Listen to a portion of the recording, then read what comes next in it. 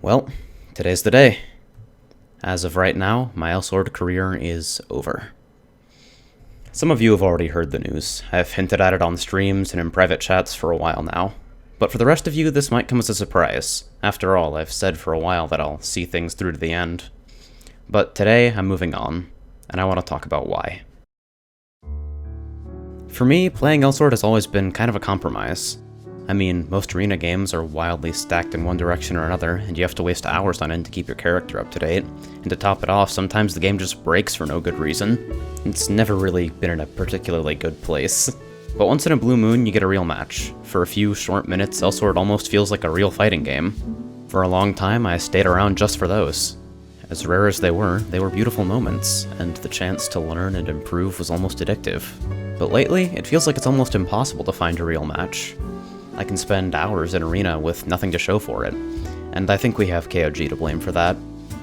I've been playing Elsword for 3 years, and a lot has changed since 2012. If I tried to cover everything, we'd be here for hours, or more likely, this video would never have been made in the first place. And chances are, if you're still watching, you don't need me to sit here and lecture you about the state of the game. But out of all the things that have bothered me over the years, one change has stuck with me more than any other, and I'll try to explain. For me, Elsword's biggest strength has always been its character designs. It's a unique cast with a really wide range of playstyles and options. Everyone feels crisp and precise to control without being too mechanically intense, and every character approaches the game in a different way. They all felt unique, and the way their tools interacted made the game feel like a dance. But as time went on, characters changed. Take the Chung revamp. Iron Paladin used to be a fairly middle-of-the-road character. He was clunky and technical, but with a lot of strong normals and a solid setup game.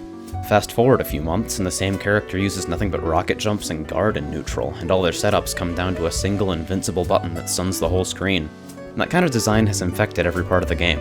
Yamaraja gains 2 orbs every 10 seconds by doing nothing but whiffing mana swap. High-level runeslayers will float around the stage doing air rune backdash for minutes on end. I probably don't even need to talk about Ad. It isn't exclusive to good characters either. Blademaster is widely considered one of the worst characters in the game, and he has Burning Rush, a full-screen armored dash that starts up instantly and costs 10 MP. Code Nemesis hasn't been strong since Season 1, and she has Photon Flash, a 30 MP invincible backdash with evasion on it. Whether they're strong or not, it seems like every character has those kinds of tools now. Massive utility, 0 risk, and sometimes 0 cost.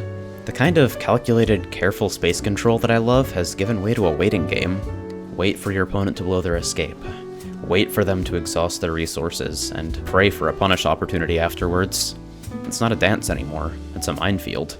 After the Windsneaker changes, I spent a long time looking for a different character to play, but nothing ever stuck. I think I understand why now. After the skill tree revamp and PvP Season 3 and all the scattered rebalances, I don't think there are any characters I want to play anymore. A year ago, I said this game will be dead in a year. 2 years ago, I said the same thing. Somehow I was wrong twice, and I'm not about to make it a third. After all, even after all the changes, I guess things aren't really that different from 3 years ago. The game climate's been the same ever since I first joined. Everyone I know seems to agree that the game is pretty much garbage, and every patch seems like it's the worst the game's ever been. In a game centered around vertical progression and catering to big spenders, I guess it's no surprise that competitive PvP gets trashed with every update. And being in a second-class server doesn't help much either. With no line of communication from North America to Korea, it always seems like our complaints are falling on deaf ears. The return of 2v2 is the only thing we've managed to push, and if the game ever sees a public spectator mode, I'll be surprised. The point is, the game's been in decline for a while.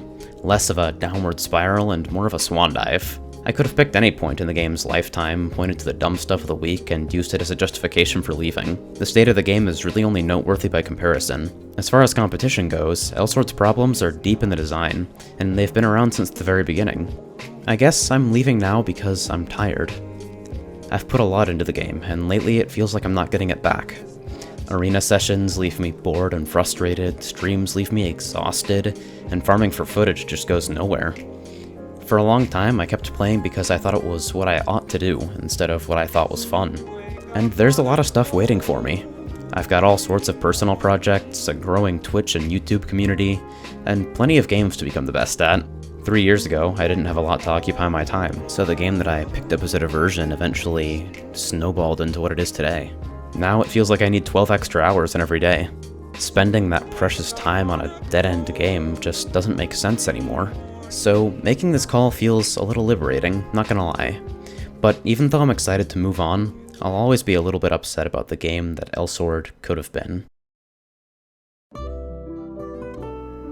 It's been a wild ride. I've learned a lot and I've had a lot of fun. So even though I'm leaving, I don't regret the time that I spent with Elsword. These years have been hectic and heart-wrenching, but I'll never forget them, or the people that I've met, even if that sounds cheesy as hell. So without further ado, here's some last words. Shoutouts to Mabel, my inspiration to start making Elsword videos, and my inspiration to stop.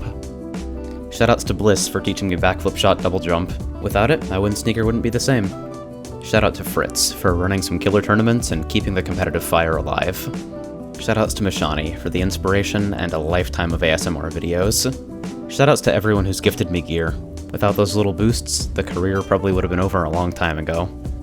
Shoutouts to Masky for some killer Chung play and some late night real talk.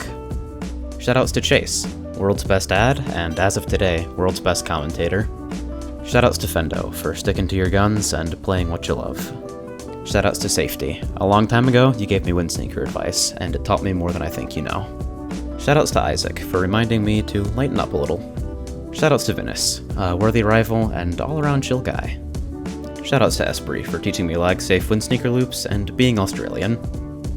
Shoutouts to Vic. If you need your ice burners back, let me know. Shoutouts to all the staff of the Pan Am Summer Series. I'll be watching in 2016, and I expect some good stuff. And finally, shoutouts to everyone watching. It's been a long run, and without an audience to share it with, it wouldn't have been nearly as fun. I guess this is it. This video's already long enough, so I won't drag it out. But thank you all for watching, and I hope you'll stick around. This chapter may be over, but I've got a lot more to share with you. Good luck.